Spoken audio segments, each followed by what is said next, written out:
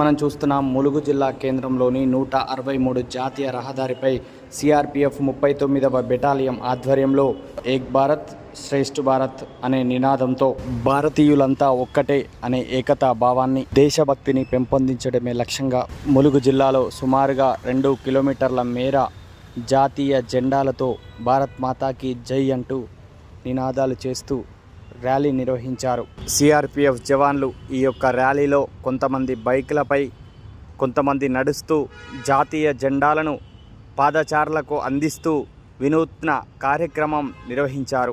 మరొక వైపు కేంద్ర ప్రభుత్వం ఆధ్వర్యంలో హర్ ఘర్ తిరంగా పేరుతో ప్రతి ఇంటిపై జెండా ఎగిరాలనే నినాదంతో పలు కార్యక్రమాలు నిర్వహిస్తున్నారు.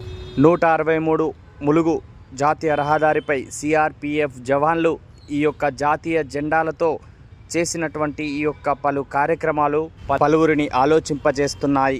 జాతీయ భావోజాలాన్ని పెంపొందించడమే లక్ష్యంగా వీరు చేస్తున్నటువంటి ఈ యొక్క కార్యక్రమం వినూత్నంగా అనిపించింది ప్రతి ఒక్కరికి. దేశ సరిహద్దుల్లో మన భారతావని భద్రతలో మన జవాన్లు కంటికి రెప్పలా రాత్రనక పగలనక అటు ఎండకు వానకు మంచుకు తట్టుకుంటూ మన దేశాన్ని కంటికి రెప్పలగా కాచుకుంటున్నారు. దేశ సరిహద్దుల్లో పహారా కాస్తున్నారు. మనం ఎప్పుడు జై జవాన్ జై కిసాన్ అంటూ ఉంటాం.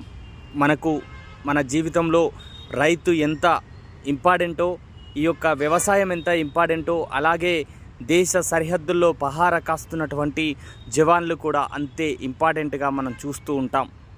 ఆ విధంగానే మన యొక్క జవాన్లకి ఒక సెల్యూట్ చేద్దాం.